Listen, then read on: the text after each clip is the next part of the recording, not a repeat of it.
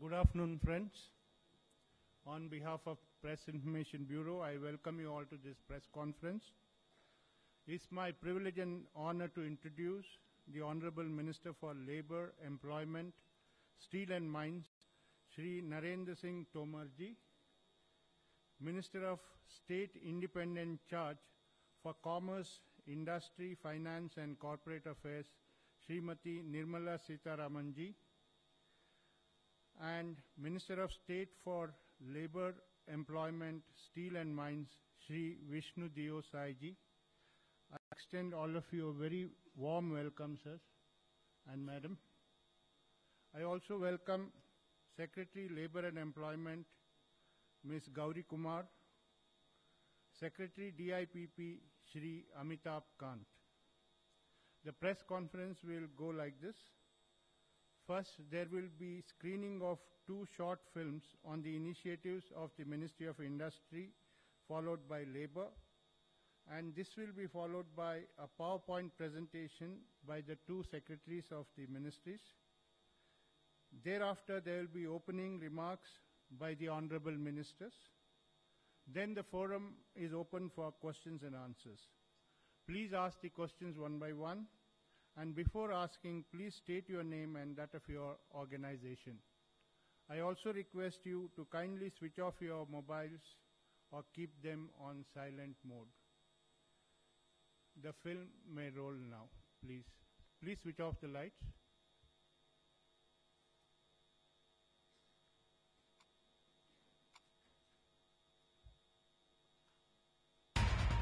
सवा सौ करोड़ देशवासी एक कदम चले तो ये देश 125 करोड़ कदम आगे चला जाएगा। मैं आज लाल किले की प्राचीर से विश्व भर में लोगों से कहना चाहता हूं, कम मेक इन इंडिया, आइए हिंदुस्तान में निर्माण कीजिए। The new government took charge amidst a difficult situation with a decade-low GDP growth at 4.5%, an all-time low manufacturing PMI, high inflation. The challenge was to reverse the trend and provide momentum, energy, and a single-minded commitment to growth. India has to grow at high rates over the next 3 decades and create jobs for its young population.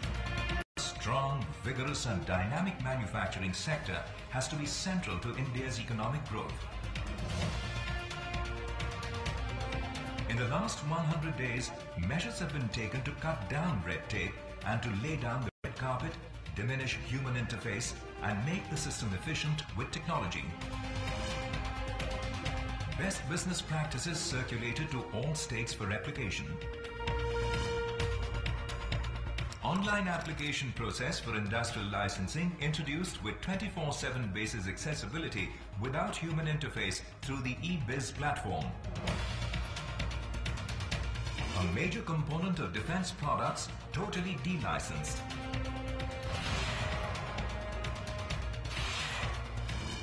Dual-use items having military and civilian applications deregulated. Validity of industrial license extended to 3 years. All departments advised to introduce online returns through a single form, undertake no inspection without requisite approval, self-certification and third-party certification for Boilers Act introduced. Visa on arrival scheme is being announced for business travelers.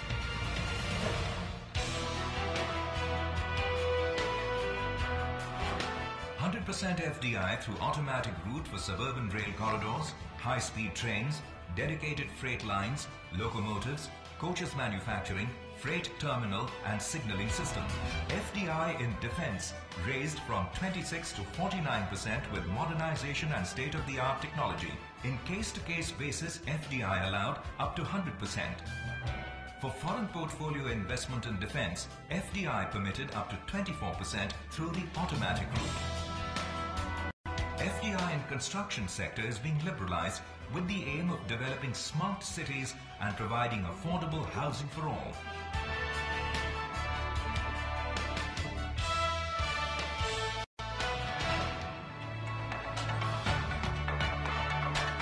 To provide an impetus to India becoming a manufacturing nation, industrial corridors and smart cities are being developed.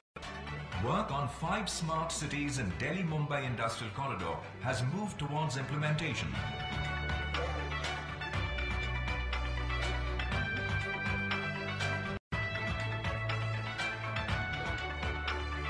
The perspective plan for Chennai-Bengaluru Industrial Corridor has been completed and 3 new industrial cities have been identified for development. The feasibility study for an industrial corridor on the east coast of India has been commissioned by the Asian Development Bank. For this, the Vizag-Chennai Industrial Corridor will be phase 1. The perspective plan and identification of new industrial nodes in Bengaluru, Mumbai and Amritsar-Kolkata industrial corridors have been given a major thrust. A new corridor linking northeast with Myanmar and connecting with all the other industrial corridors has been planned in partnership with the government of Japan. A new National Industrial Corridor Development Authority is being created to coordinate, integrate and monitor the development of these industrial corridors in the country. Development of smart cities using next-generation technology will enable India to technologically leapfrog in the process of urbanization.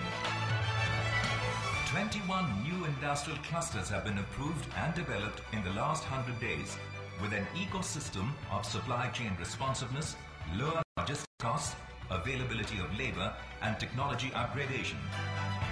These clusters will provide costs and productivity gains and drive India up in the manufacturing chain.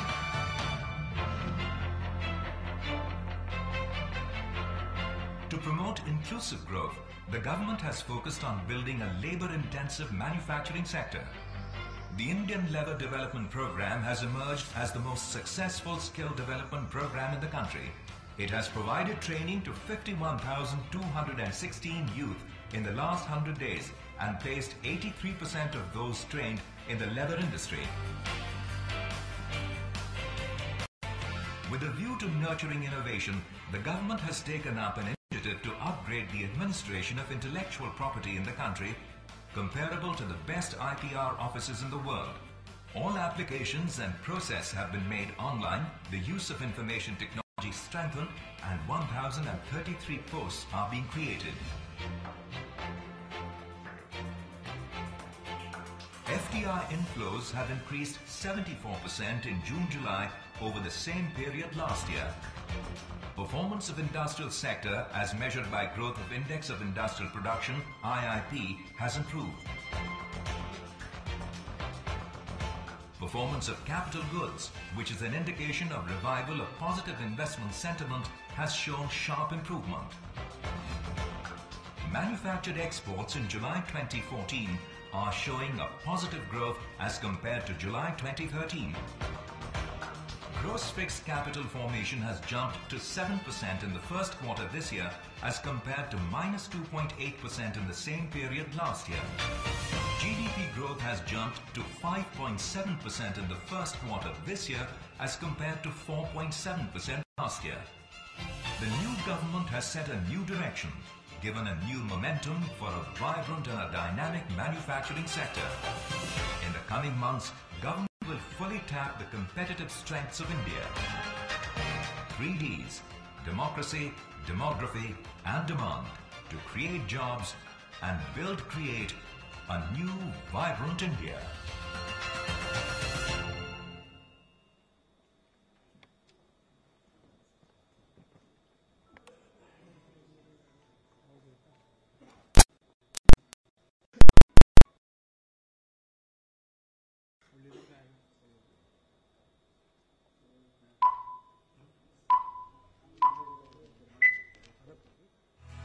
Some general reactions in India.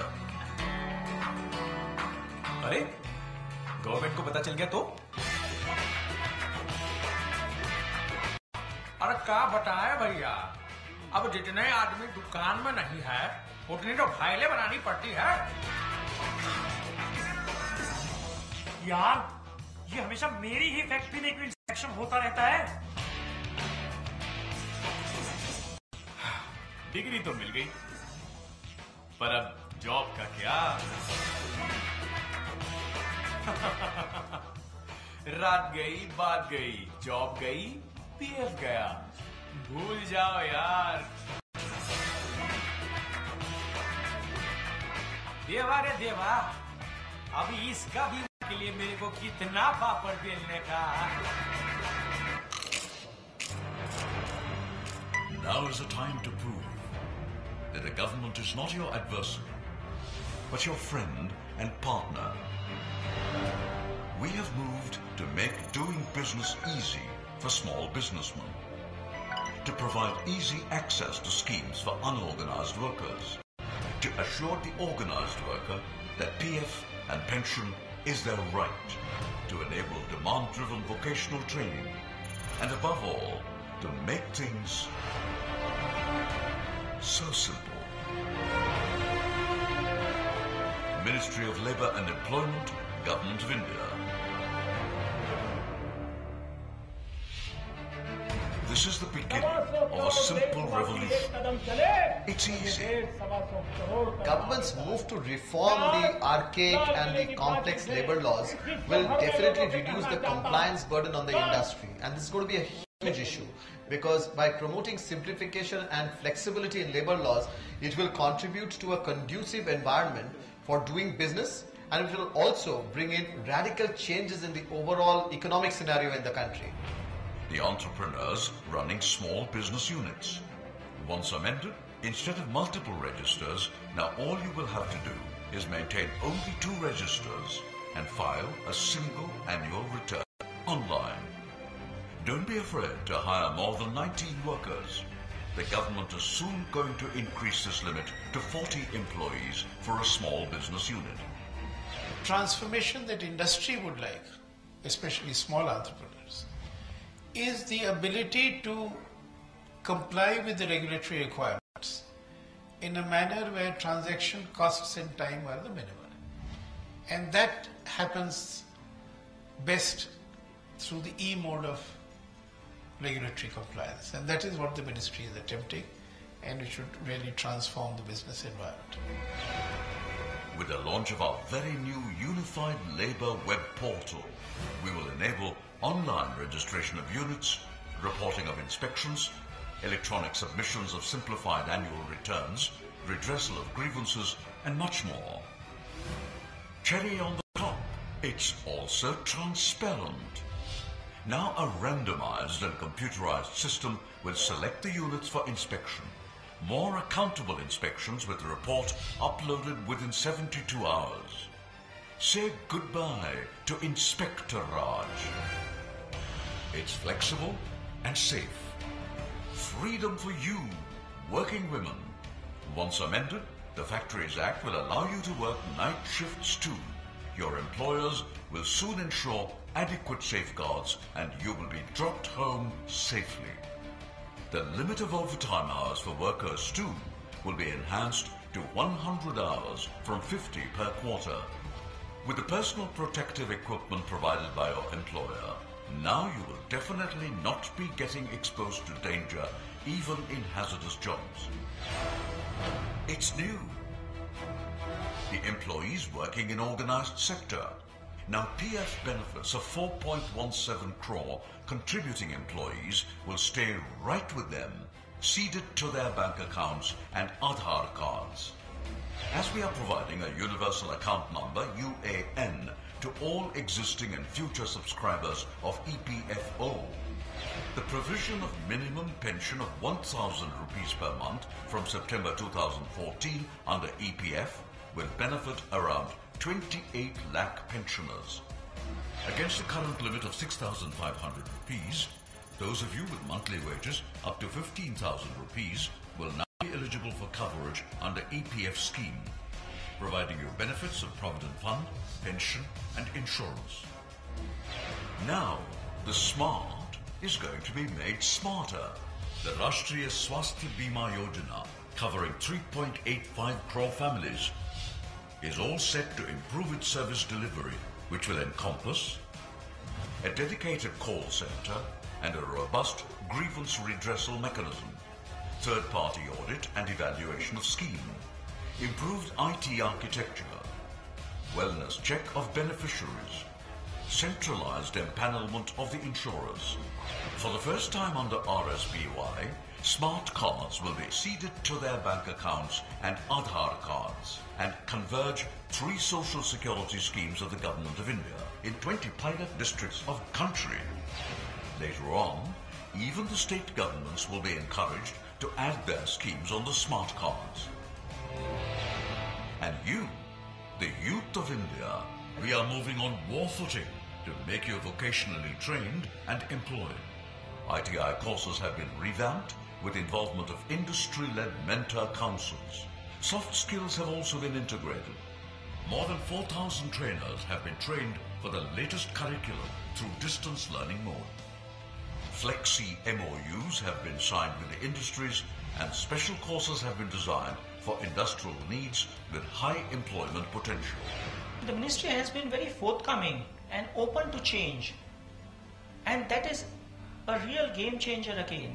The paradigm shift of having training classes conducted as per the need of the modern industries or the newer industries, that is what is important in this case. Constant efforts are on to connect ITIs with IITs through setting up chairs and incubation centers. The government is going to develop a model ITI in every state, which can be replicated by other ITIs of the state. Soon, we are going to transform employment exchanges into career centers. 6 model career centers in December 2014 and total 50 by March 2015 will be operational. They will effectively connect the job seekers with the industry. I think one of the most fascinating things about the current government and the Ministry of Labour and Employment in particular is the fact that they are very inclusive in their approach. They are looking at ways in which disadvantaged societies are attended to, and they're also looking at enhancing women's participation in the labour force. I think collectively the program is practically transformational in its reach and its import. Our big target is to raise the number of apprentice seats from 4 lakhs to 23 lakhs by amending the Apprentices Act 1961. Earn while you learn. The government will reimburse 50% of stipend to the MSME employer for maximum 2 years, benefiting both the youth and the employer. This is a simple revolution. Simple ideas applied, simple use of technology, and a major change in work, business, and governance. It's a beginning of a strong innings with a message that things can be made easy. आज दुनिया को skill workforce की जरूरत है। आज भारत को भी skill workforce की जरूरत है। कभी कभार हम अच्छा ड्राइवर ढूंढते हैं, नहीं मिलता है। प्लम्बर ढूंढते हैं, नहीं मिलता है। अच्छा कुक चाहिए, नहीं मिलता है। नौजवान है, बेरोजगार है, लेकिन हमें चाहिए वैसा नौजवान मिलता नहीं। देश को विकास की ओर आगे बढ़ाना है तो स्किल डेवलपमेंट ये हमारा मिशन है। और स्किल इंडिया हिंदुस्तान के कोटि कोटि नौजवानों को स्किल हुनर सीखे, उसके लिए पूरे देश में जान और घिसी पिटी व्यवस्थाओं से नहीं, उनको वो स्किल मिले जो उन्हें आधुनिक भारत बनाने में काम आए। वो दुनिया के किसी भी देश में जाए तो उनके हुनर की सराहना हो। Happy working, India.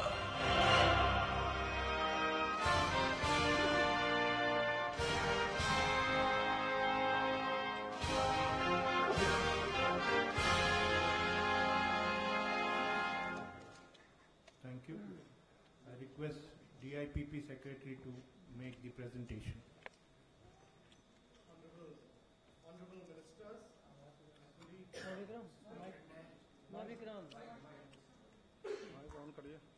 Honorable Ministers, my colleague Mrs. Gauri Kumar, Mr. Narendra, all the distinguished media personalities. I'll be extremely brief. There's a new government. Our attempt is to set a completely new direction for a vibrant economy. The mandate of DIPP is to promote growth of manufacturing. It administers intellectual property. It frames the FDI policy.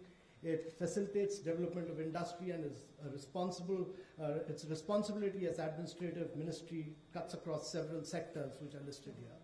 Our focus has really been on three key pillars. One is to improve the business environment, how to do ease of doing business, de-license, deregulate.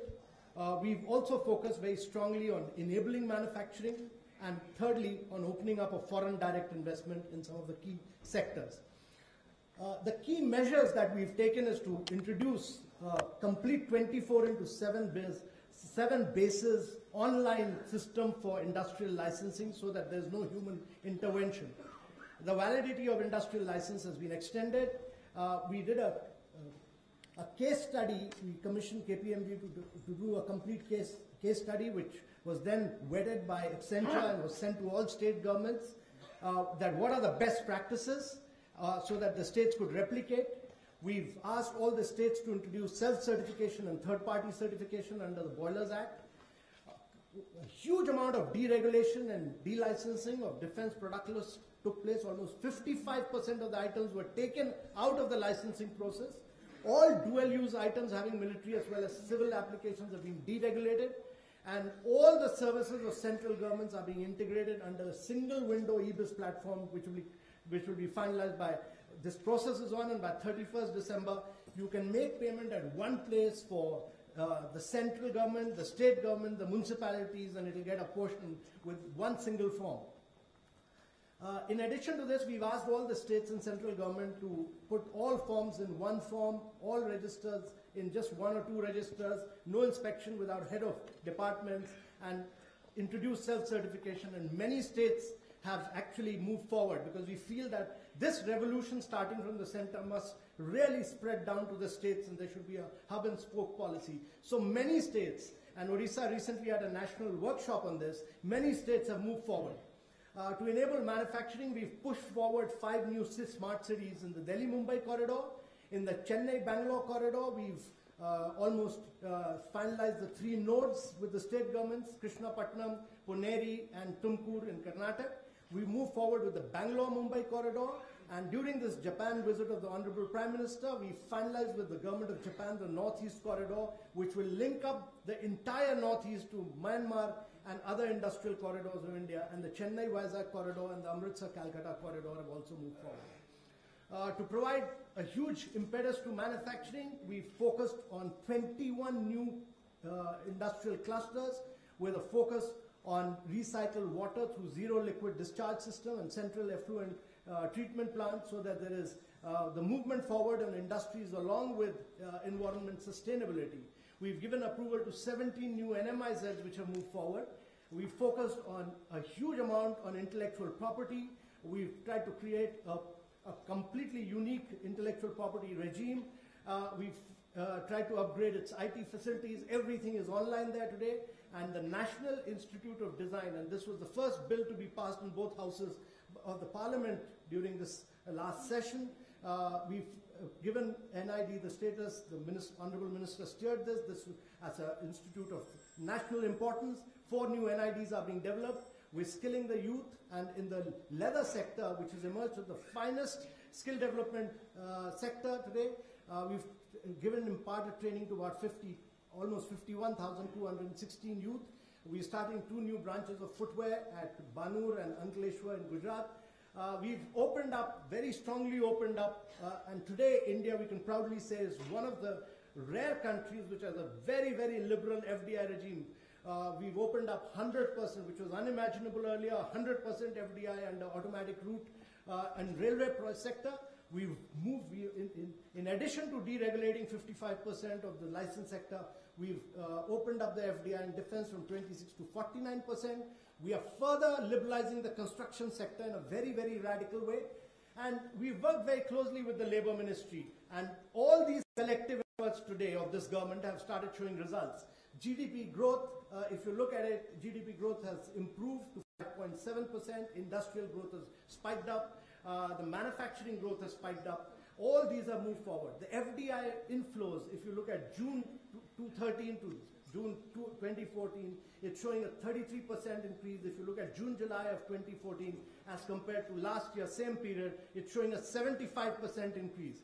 Industrial growth has moved up. The performance of capital goods, which is an indicator of revival of positive investment, has shown a huge improvement. It's moved up by 23%. If you look at trade and manufacturing of select manufactured products in July 2014, it's moved up radically up. Exports, the HSBC Purchasing Managers Index, which gives an overview of business conditions, has showing a huge positive upturn, 53%. The business confidence indexes all moved up. And as the Honorable Prime Minister said, that come Make in India and focused on zero defect and zero effect, our whole attempt is to drive manufacturing, drive industrialization so that it can create jobs for the young Indians. And I think this will be a continuous effort of this ministry in partnership with all the other ministries of the Government of India. Thank you very much, ladies and gentlemen.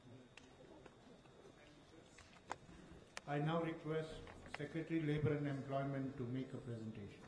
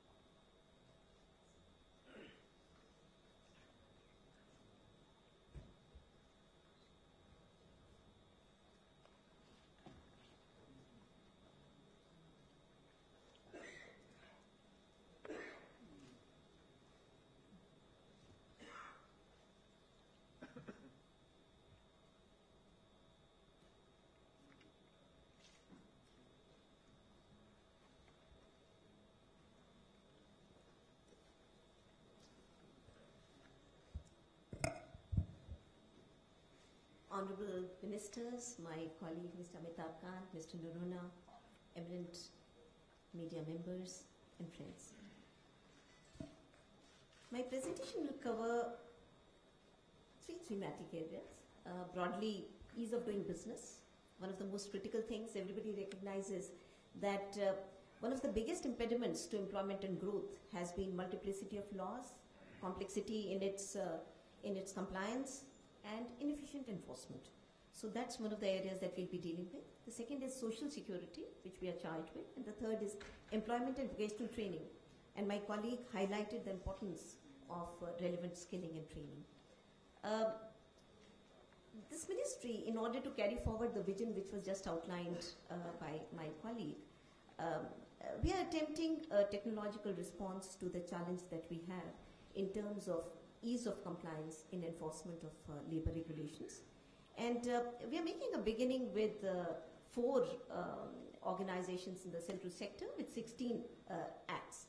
And it will enable all the establishments. There are about 11 lakh establishments between these 4 organizations. So currently the information is being collated, digitized and deduplicated. And we expect that something like 7 to 8 lakhs institutions and organizations would be given labor identification number which would be unique to them. And with that labor identification number, they will be able to have self-certification and file a single online return. We have harmonized the online return. We have made it much simpler and shorter by amending the relevant rules. And we are also permitting digital acceptance of digital returns. The establishments, more importantly, will have real-time access to all the inspection reports which will be filed about them. And we expect that that this portal will, over a period of time, will be a very potent analytical tool in terms of our ability to be able to analyze the information, to be able to have policy which is responsive in the labor arena. It will also, we are very sanguine that it will provide a way of harmonizing the implementation and enforcement of acts across state, center, and across organizations. It will also be hyperlinked to grievance redressal mechanism, so for ease of filing of complaints. Another very important concern which is shared by everybody is the fact that this is almost like the last bastion of Inspector Raj.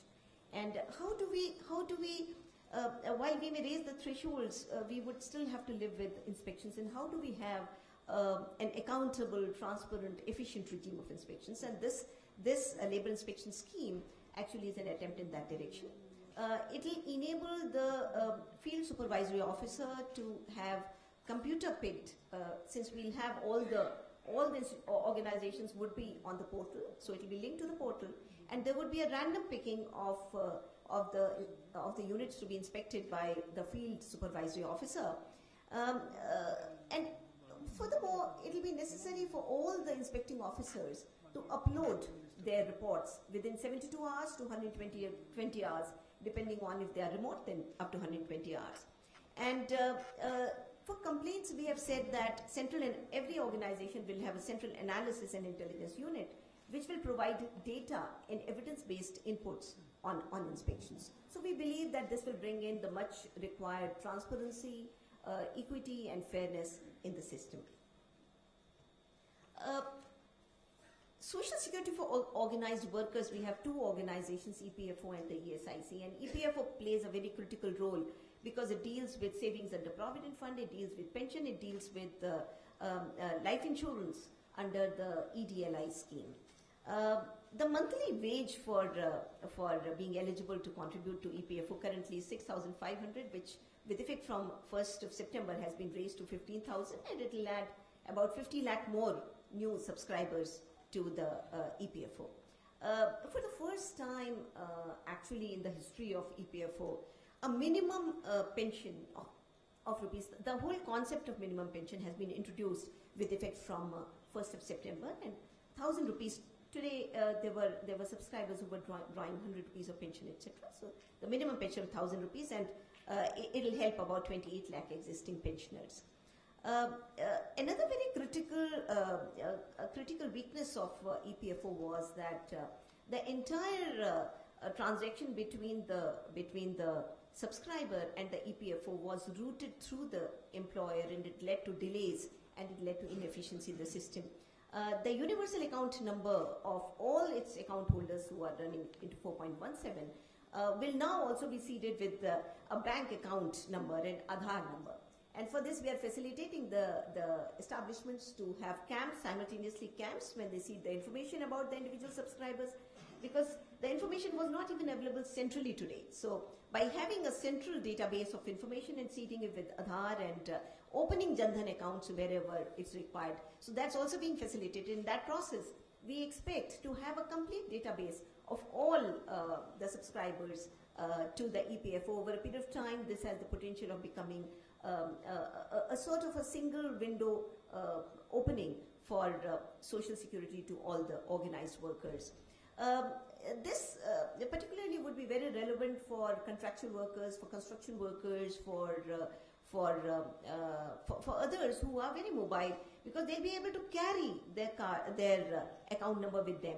They'll be able to log on to the system, to be able to collate their previous multiple accounts if they have, and update the information, and also they'll be able to download their account statement.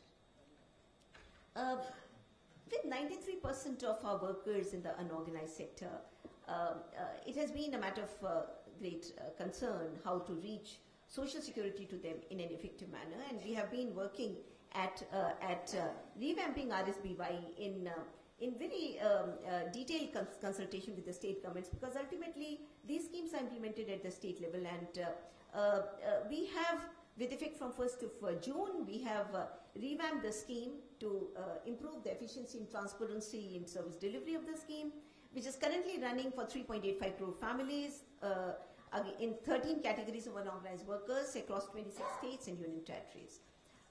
The phase 1 reforms involve key performance indices for insurance companies. They involve greater and more intensive monitoring by the state nodal agencies. One of the key things which was identified, this was the grievance redressal mechanism, and what we are looking at is a 24/7 call center to be established nationally, together with a field verification mechanism to be available to the state governments to invoke. The phase 2 envisages that we will have primary and preventive care, because a lot of studies have shown that the maximum expenditure that a person has is actually in primary and preventive care. And since this starts with hospitalization, there is not adequate diagnostic available. And this is one of the areas which we have been focusing on, and we have constituted a group of state principal secretaries and secretaries to bring the learnings from various state governments, because various state governments have been innovating in their various ways, and they are very different from each other, whether it's Andhra or it's Maharashtra or it's Karnataka or it's Gujarat or it's Chhattisgarh. So we are looking at RSBY as providing a unique platform on which it will be offered like a platform with flexibility where people can innovate, state governments can innovate, and this committee will help us in calibrating the second phase of reforms. RSBY card and the IT architecture is also will be, on that will write all the other convergent social security schemes. Initially, we are looking at 3 schemes which will be converged in 20 pilot districts. There have been very recent reports, and we have shared some of the analysis in the brief that we have circulated. There have been very recent reports indicating that the potential of employment in vocational training is much greater. As we have shared in the brief, the pyramid that we have currently is not adequate at the shop floor level. The ratio between shop floor to supervisory to managerial is actually very uneven, and that's the reason why we find that the employment potential of an ITI graduate, it has been assessed to be at about 63%, whereas in engineers it may be at 25% as per certain studies. So we have been looking in a very major way at re-establishing the brand equity of vocational training, make it happy to be in. We have revised the curriculums. We have constituted mentor councils which are led by industry and which have some eminent academicians in that. And they have been institutionalized in the system that they will be there for 3 years, so that they look in a very dynamic global marketplace. They will continuously look at international best practices and try and imbibe them in our curriculum, in our pedagogy, and in our instructional material. We have set up, to establish synergy between the managerial and the shop floor people, we have set up incubation centers in 4 IITs and Indian Institute of Mines, Indian School of Mines. And the idea is to have the incubation of the IIT and the ITI together. So these are not independent incubation centers, but these are incubation centers to build synergy between the managerial and the shop floor workers. We have also set up chairs which will be providing technical support to mentor councils on an ongoing basis in these institutions. The new curriculum which has been introduced from August 2014 required training of trainers, and we have trained more than 4,000 trainers so far. It also requires the principals to lead from the front, and we have leadership and management training imparted to government ITI principals in the first phase, and we have given it to about 820 principals till now, and the response has been extremely good in terms of the response. We are continuously trying to provide a very flexible platform to industry to come and work with us in being able to develop.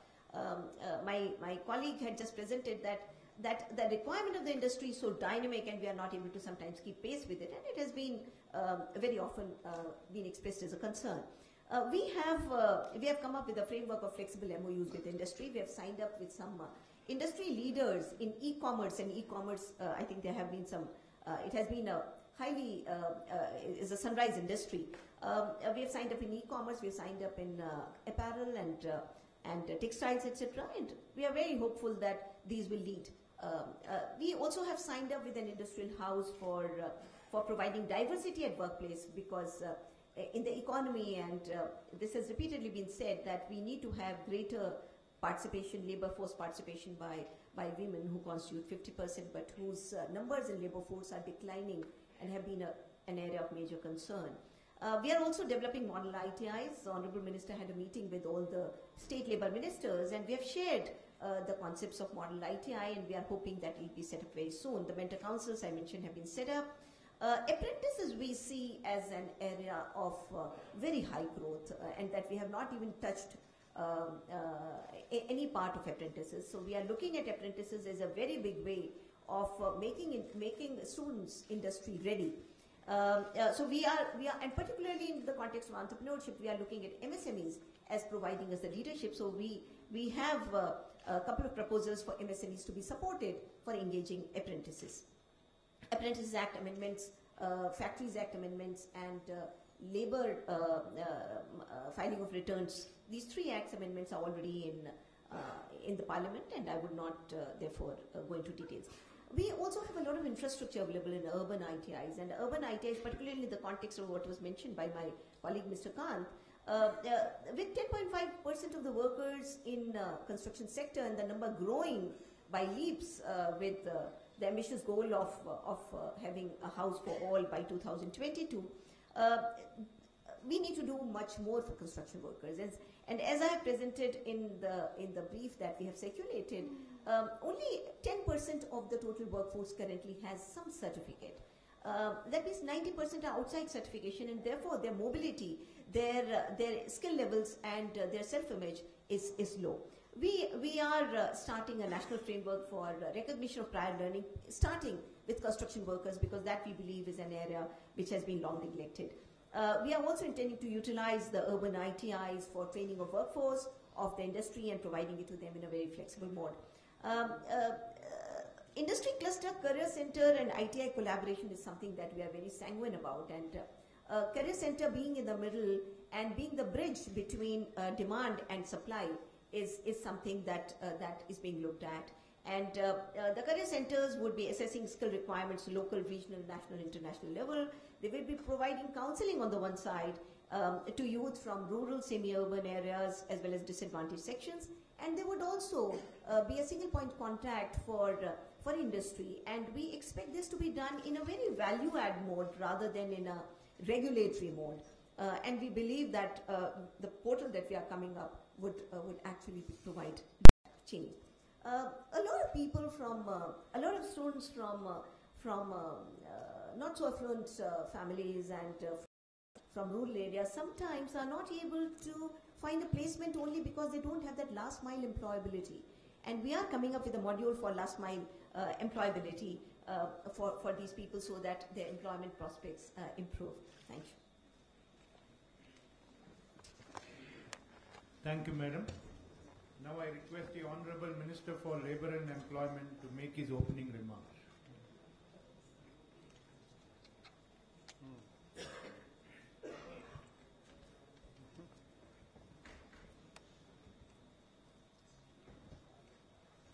इस अवसर पर उपस्थित हमारी मंत्री श्रीमती निर्मला सीतारमण जी, राज्य मंत्री श्री विष्णुदेव साय जी, श्री अमिताभ कांत जी, श्रीमती गौरी कुमार जी, नरोना जी और इस अवसर पर उपस्थित सभी अधिकारीगण, पत्रकार मित्रों, श्रम और रोजगार विभाग देश की गरीब जनता और नियोक्ताओं की दृष्टि से अत्यंत महत्वपूर्ण विभाग है। त्रिपक्षीय वार्ता हमारी एक बुनियादी संरचना है, उसके आधार पर हम चर्चा करते हैं, विचार विमर्श करते हैं और आगे बढ़ते हैं। श्रम विभाग मुख्य रूप से श्रमिक हितों के संरक्षण, उनका संवर्धन, उनका विकास और साथ ही साथ औद्योगिक क्षेत्र में काम करने वाले जो व्यवसायी हैं उनको व्यवसाय करने में सरलता रहे और स्किल डेवलपमेंट की दृष्टि से अपने दायित्व का निर्वाह करता है। अभी हमारे विभाग के सचिव ने बहुत ही विस्तार से नई सरकार बनने के बाद जो काम हुए हैं उन पर प्रकाश डाला है। सरकार को बने लगभग भी 3 माह हुए हैं। इन 3 माह में विभाग के सभी कर्मचारियों अधिकारियों ने मिलकर 3 एक्ट संशोधन के लिए लोकसभा और राज्यसभा में प्रस्तुत किए हैं। एक एक्ट लोकसभा में पारित हुआ है एक लोकसभा और राज्यसभा में अभी इंट्रोड्यूस हुआ है। आने वाले समय पर उस पर चर्चा होगी और पारित होगा। इसी बीच में उद्योग और व्यवसाय और श्रमिकों के हितों के संवर्धन, व्यवसाय को सरलीकरण करने की दृष्टि से प्रमुखता कुछ कदम विभाग ने उठाए हैं, जो आने वाले समय में मूर्त रूप लेने वाले। एकीकृत वेब पोर्टल की बात आप सब लोगों के ध्यान में आई है। यह बहुत ही महत्वाकांक्षी योजना है। इससे पारदर्शिता भी आएगी, इससे व्यवसाय में सरलता भी आएगी, श्रमिकों के हितों का संरक्षण भी होगा और जो तकलीफें सामान्य तौर पर श्रम विभाग में दिखाई देती थी, उनका निस्तारण भी आसानी से होगा। इंस्पेक्शन स्कीम की चर्चा भी आप सब लोगों के ध्यान में आई है। इंस्पेक्शन तो पहले भी होते थे, लेकिन पहले इंस्पेक्शनों में कई प्रकार की शिकायतें आती रहती थी। उन शिकायतों में सच्चाई भी होती थी और इसलिए इस इंस्पेक्शन स्कीम भी हम लोग नई शुरुआत करने वाले हैं। उस स्कीम के अंतर्गत भी पारदर्शिता आएगी और इंस्पेक्शन का कवरेज एरिया भी बढ़ेगा और इंस्पेक्शन में किसी भी प्रकार की हेराफेरी की स्थिति नहीं रहेगी। एकीकृत वेब पोर्टल के माध्यम से प्रमुख रूप से हम एक तो ऑनलाइन नियोक्ताओं का पंजीकरण करना चाहते हैं, जिसको हमने प्रारंभ कर दिया है और लगभग अभी 4700 इकाइयों ने ऑनलाइन पंजीकरण कराया है। जिस पंजीयन को लेने में काफ़ी कसरत नियोक्ताओं को करना पड़ती थी। इसी वेब पोर्टल के माध्यम से इंस्पेक्शन स्कीम को भी हम आगे बढ़ाएंगे और इंस्पेक्शन स्कीम में यह भी हम लोगों ने तय किया है कि बाकी जो अनिवार्य निरीक्षण होंगे वो तो इंस्पेक्टर करेगा ही, लेकिन सामान्य तौर पर जो निरीक्षण होते थे वो कंप्यूटर के माध्यम से निर्धारित किए जाएंगे, जिससे कि अपनी मर्जी से एक ही इंडस्ट्री में 10 बार इंस्पेक्शन करना और एक इंडस्ट्री में एक भी बार इंस्पेक्शन नहीं करना, ये जो प्रक्रिया चलती रहती थी यह समाप्त होगी और इंस्पेक्शन की रिपोर्ट भी उसको 72 घंटे के भीतर ऑनलाइन प्रस्तुत करना पड़ेगी, वो भी वेब पोर्टल में आएगी। अगर 72 घंटे में वो रिपोर्ट प्रस्तुत नहीं करेगा तो प्रस्तुत करने का अवसर समाप्त हो जाएगा। प्रस्तुत कर देगा तो 72 घंटे के बाद, उसके प्रस्तुत करने के बाद कोई भी अवसर उसके चेंज के लिए उसके पास नहीं बचेगा। इसी प्रकार से भविष्य निधि संगठन का भी इसमें समावेश किया गया है और उसके लिए हम एक पहचान संख्या प्रत्येक श्रमिक को उपलब्ध कराएंगे और उस पहचान संख्या के आधार पर उसके पास एक नंबर होगा, कार्ड होगा। अभी सामान्य तौर पर कई बार ये देखने में आता है कि एक श्रमिक ने एक जगह 6 महीना काम किया और उसके बाद दूसरे राज्य में उसको काम मिल गया तो वहाँ से छोड़ के चला गया। अब 6 महीने में उसका कितना पीएफ कटा, वो छोटी राशि है, बड़ी राशि है, लेकिन अब वो चला गया तो सामान्य तौर पर उस अकाउंट को वो ऑपरेट नहीं कर पाता और कई बार हम लोग भी चर्चा करते रहते हैं कि इस अकाउंट का कोई दावेदार ही नहीं। ऐसा नहीं होता कि दावेदार ना हो, लेकिन अब एक व्यक्ति एक जगह से गया और तमिलनाडु में चला गया, तमिलनाडु से आया तो वो उत्तर प्रदेश में आ गया, तो अब वो सोचता है कि इतना छुट्टी मिलेगी नहीं तो जा नहीं पाऊंगा, जब जाऊंगा तब देखूंगा। तो इस माध्यम से उसका जो अकाउंट है वो अकाउंट भविष्य निधि संगठन में भी दिखेगा और जिस श्रमिक का अकाउंट है वो उसको भी दिखेगा, जिससे कहीं भी जाएगा तो उसको कोई भी परेशानी इस दृष्टि से नहीं होगी। और इसमें ऑनलाइन शिकायत का भी प्रावधान हम लोग वेब पोर्टल में कर रहे हैं। अभी सामान्य तौर पर पूरे देश में उद्योग जगत में, श्रमिक जगत में क्या हो रहा है, सारी इंफॉर्मेशन नहीं होती। कई बार औद्योगिक अशांति भी है, तो क्षेत्र में कानून व्यवस्था के विषय को लेकर वहीं तक सीमित रह जाती है। कोई शिकायत दिल्ली तक आए, ये सामान्य तौर पर नहीं हो पाता।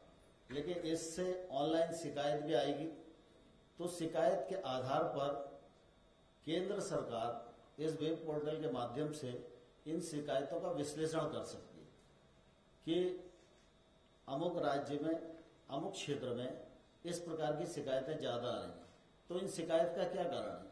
क्या श्रमिक इन शिकायत का कारण है? क्या व्यवसाय करने वाला इन शिकायत का कारण है? या वाकई उसको कोई परेशानी हो रही है, वो शिकायत का कारण है? तो हम लोग विश्लेषण करके उन शिकायतों का कैसे निराकरण श्रम विभाग करे, इस दृष्टि से आगे बढ़ सकते हैं। तो मैं समझता हूँ एकीकृत वेब पोर्टल और इंस्पेक्शन स्कीम वर्तमान परिस्थितियों में एक महत्वपूर्ण कदम है, जो श्रम और रोजगार विभाग के माध्यम से हम लोग आगे बढ़ाने का प्रयास कर रहे हैं। और इसको बहुत ही परिश्रम करके हमारे विभाग के सभी अधिकारी, कर्मचारी और बाकी जो संबंधित संगठन हैं, उन सब ने मिलकर इसको बनाया है। मुख्य रूप से श्रमिक क्षेत्र में काम करने वाले 3 प्रकार के मजदूर होते हैं। एक संगठित मजदूर है, एक असंगठित मजदूर है, एक ठेका मजदूर है। और इन सब की चिंता हो, यह प्रयत्न श्रम विभाग का है। संगठित जो क्षेत्र के श्रमिक हैं, उन श्रमिकों के लिए अनेक प्रकार के कानून भी बने हैं, लगभग 44 कानून हैं जो पूरे श्रम विभाग के द्वारा जिनका अनुपालन किया जाता है। लेकिन असंगठित मजदूर हैं और ठेका मजदूर हैं, उनके साथ कई प्रकार की दिक्कतें रहती हैं। उनको सामाजिक सुरक्षा भी जो मिलना होती है, वो भी सामाजिक सुरक्षा उतनी मात्रा में नहीं मिल पाती। और इसलिए सरकार ने तय किया है कि हम तीनों प्रकार के मजदूरों की सामाजिक सुरक्षा की चिंता करेंगे। इस दृष्टि से ईएसआई में भी जो सुधार किए जाने चाहिए, वो भी हम लोगों ने किए हैं। ईएसआई हॉस्पिटल की जो सुविधाएं मिलती थी, वो सुविधाएं कई बार दिल्ली में केंद्रित होने के कारण उतनी विस्तारित नहीं हो पाती थी। इसलिए इस बार हम लोगों ने ईएसआई बोर्ड में निर्णय लिया है कि एक स्टेट लेवल कमेटी बनाएंगे और वो स्टेट लेवल कमेटी को 5 करोड़ तक के खर्च करने के अधिकार भी देंगे, जिससे कि अधिकार विकेंद्रित हो जाएगा। 50 लाख से लेके 5 करोड़ तक छोटे मोटे काम के लिए डिस्पेंसरी में, अस्पताल में उनको दिल्ली का मुंह नहीं ताकना पड़ेगा। इसी दृष्टि से जो राज्य सरकारें अस्पताल चलाती थी, कुल 151 ऐसे अस्पताल हैं जो ईएसआई की मदद से चलते हैं और औषधालय 1300 से अधिक हैं। तो ये हॉस्पिटल में केंद्र सरकार प्रति आईपी 1500 रुपया सहायता राज्य सरकार को करती थी। 151 में 36 अस्पताल केंद्र सरकार स्वयं चलाती है, बाकी अस्पताल राज्य सरकार के द्वारा शासित होते हैं। तो हम लोगों को ऐसा महसूस हुआ कि 1500 रुपया प्रति आईपी कम है, इसलिए इस बार बढ़ाकर उसको 2000 किया। बहुत सारे क्षेत्र ऐसे हैं जहां हमारे अस्पताल की भी पहुंच नहीं है और औषधालय की भी पहुंच नहीं है। वहां पर एक डॉक्टर को सुनिश्चित करने की योजना थी, जिसमें वो इंश्योर्ड पर्सन का